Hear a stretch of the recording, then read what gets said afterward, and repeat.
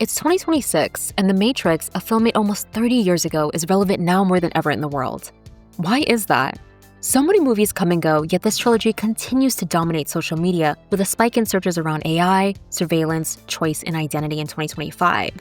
So, in this video, I want to focus on answering 3 key questions: why The Matrix worked, why it continues to speak to us in 2026, and ultimately what The Matrix teaches us, as well as some fun trivia facts you might not know about the film. But before we get into all that, hey everyone, I'm Aaliyah with Beyond the Frame, YouTube's #1 resource for everything behind the scenes of your favorite films, TV shows, and anime, and today we're diving into my favorite film of all time, The Matrix. So let's get into it. I think the best way for me to answer this is to take you back in time to the very creators who made this film happen. Lana and Lily Wachowski, formerly known as the Wachowski brothers during the film's 1999 release. These two grew up in Chicago and just so happened to have an uncle, Lawrence Luckinbill, who is not only an actor, but a primetime Emmy Award-winning producer. The siblings graduated from a high school known for its performing arts and science curriculum, which makes sense when you learn that they shared a deep love for Dungeons & Dragons. So much so, they ended up writing a 350-page original role-playing game together. Because for them, filmmaking was like world building, a place to construct systems, rules, and consequences which we see implemented throughout The Matrix. For the sisters, they weren't interested in a passive audience. They wanted their viewers to engage, think, and participate, not just watch. Which makes sense why they decided to get into filmmaking during the mid-90s, writing the script for Assassins, released in 1995. Unfortunately, what these two learned very quickly was that once their work was out of their hands, the studio was free to revise and change anything they wanted. This was probably a blessing and a curse for them because after this, they realized they would never survive as writers in Hollywood if they continued down this path. So they decided not only to write their next script, but they were also going to direct it to prevent another studio from ruining their vision. And that's when Bound entered the scene. Thanks to the success of this film, the sisters proved they were more than capable of directing, and this is where our star was born, The Matrix. Now, it's important to know that The Matrix was literally an amalgamation of everything they had ever thought of. They poured everything into making this film work, from Hong Kong's action cinema films to classic epics like The Odyssey, as well as popular anime like Akira and Ghost in the Shell. Lily once shared that they found many movies to be boring and predictable, so when they made the choice to go into filmmaking, they wanted to screw with people's expectations, which I love, by the way. Because as true gamers and RPG enthusiasts, they understood the importance of actively engaging our minds by forcing us to think or question the things happening around us. There's a reason so many mainstream movies have predictable storylines that inspire little to no thought, a reason why those in power don't want us thinking or questioning the system. A film like The Matrix inspires people to ask, what is The Matrix? They wanted us to see the holes of the quote-unquote American dream, and this is where we come to understand why the film's timing was absolute gold. Enter the late 90s in what we call the anxiety shitstorm. During this time in the US, many of us old enough to remember this era can recall the pandemonium that was Y2K. The end of the millennium was approaching. Headlines about computers collapsing banks, power grids, infrastructure, and civilization was everywhere. Bezos launched Amazon in 1994, the chess-playing computer Deep Blue raised glaring concerns about AI thanks to it beating out the best human player in the world, and in 1998, Google came to life. Technology was shifting faster than people could handle, and that was back in the 90s, dude. Never mind everything we saw in 2025. The timing of The Matrix was greatly needed because it spoke directly to a generation that was seeing a significant rise in cyberpunk philosophy, grunge, as well as fighting against the corporate identity mindset. For those going through this time, many would have felt like The Matrix was an awakening. But part of the reason the film felt so profound was because of its deep philosophical roots, especially Jean Baudrillard's simulacron simulation. He argued that in a world saturated with media and images, the distinction between reality and its representation disappears, creating a hyperreal state where simulations become more real than what they represent. For example, when we look at shopping, the value of consumer goods is no longer based on usefulness. Rather, it's based on brand image, advertising, and style. We buy into the idea or the sign of a product rather than the object's actual function. But I would also like to point out that Jean was not a fan of The Matrix.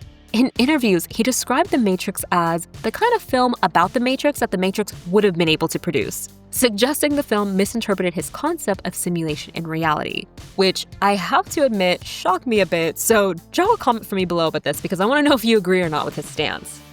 Okay, so now that we understand why The Matrix was a success, the Wachowskis' foundation, the need for an active audience, and the anxiety-inducing era that was the late 90s, we move into the second question. Why is this film so unbelievably relevant in 2026? For some of you, the answer probably seems like a no-brainer, but I want to take some time to really explore this question because I realized the answer wasn't as simple as I thought. To start, even though The Matrix was released in 1999, well before smartphones, social media, or modern AI, the Wachowskis managed to capture the emotion that many of us continue to feel today, the utter loneliness that exists in the digital age. Think about it. Neo struggled to sleep. He kept searching for something he couldn't name, feeling like he had no community, no purpose, and no real connection inside the Matrix. Seeing this, the feeling's relatable. But it wouldn't become fully apparent until the rise of social media, where people turn to consumerism to fill the deep void that continues to gnaw at us by buying new cars, bigger houses, and the coolest shoes.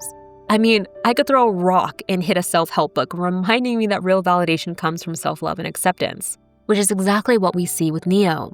The reality of simulation is no longer just a quirky sci-fi concept. It's something many of us are beginning to accept as real, because in many ways, the machines are now synonymous with AI. In real time, we're watching AI integrate into healthcare, finance, security, and basic decision-making that quietly shapes everyday life on a global scale. I mean, think about it. Algorithmic control is the new Matrix. Take YouTube's recommendation, for example. The algo's job is to keep us engaged for as long as possible by analyzing every video we've ever clicked on, how long we've stayed on a video, and what we scroll past, all while maintaining the illusion that we are in full control. Which brings us back to one of the film's biggest questions. What is control? Companies have gotten better at making us believe we're in control by selling us products like smart devices that track our location, monitor our health, and analyze our own habits, convincing us that AI is the most effective way to understand our bodies, when literally, for thousands of years, our ancestors managed to survive without a freaking iPhone glued to their hands. The Matrix was so far ahead of its time and will continue to be talked about well after 2026 because it asks us to question what reality really is. This is where ideas like simulation theory come into play. A theory that proposes our reality is merely a computer simulation created by a more advanced civilization. Now, whether or not this is true isn't really the point. What actually matters is the reason why this theory continues to gain more and more followers every year. Deepfakes are becoming indistinguishable from reality, and that is absolutely horrifying. With so much of the world relying on the internet for the news and latest update, it's easy to see why people like Nick Bostrom and Elon Musk claim the simulation theory isn't far-fetched given how fast technology is advancing. But of course, The Matrix never claimed to have the definitive answer. Whether you choose the red pill or the blue pill, the film never said the truth would be easy. And then, of course, taking an even further step back from the film, the reason it remains so relevant in the cultural zeitgeist is because of the incredible work of the crew, such as costumes, lighting, and the incredible choreography, just to name a few. Now, with all that said, we've arrived to the third and final question. What does The Matrix actually teach us? Besides a shit ton, at its core, it reminded us of the importance of awareness. The film famously draws from Plato's allegory of the cave the idea that people mistake shadows on a wall for reality, never questioning whether there's something beyond that they've been shown. In many ways, this is also why religion and spirituality have played such a central role throughout human history.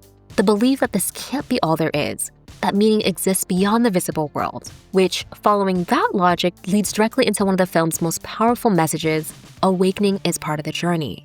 Neo only becomes the one when he begins to trust himself to go against the system by saving Morpheus, which is a really important message because while the machines act as powerful prison guards, they're not the true prison. The real prison is our mind. When Morpheus asks Neo what real is, he explains that if reality is merely what we can see, taste, or touch, then reality itself is just electrical signals interpreted by the brain. It's why Neo is such an anomaly and doesn't die at the end of the film, or rather, his physical body doesn't die.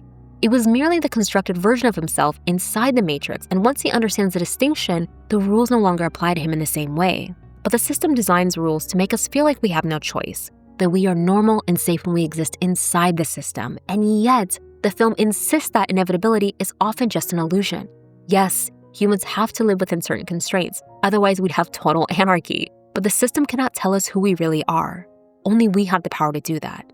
And despite how dark and pessimistic many of the ideas are in The Matrix, it's ultimately wrapped in optimism. I think about that a lot.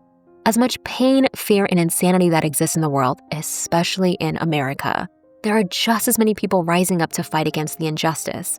The balance of yin and yang is a steady constant, showing that one cannot exist without the other. And as long as there's evil, there will always be people who rise to pour care and love into the world. So, with that being said, we're ending this video with one of my favorite things, trivia.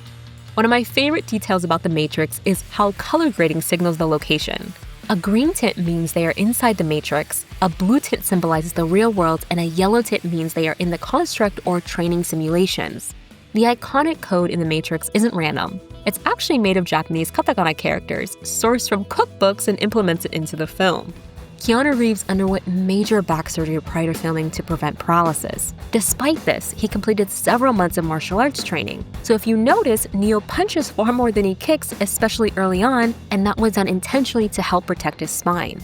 During the training scene with the woman in red, the costume team hired multiple sets of twins to walk through the crowd. So if you ever felt like you were seeing doubles, that was 100% intentional.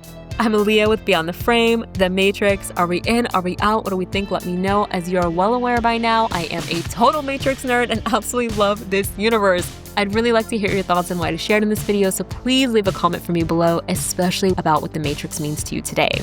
And remember to like, subscribe, and I'll see you next time.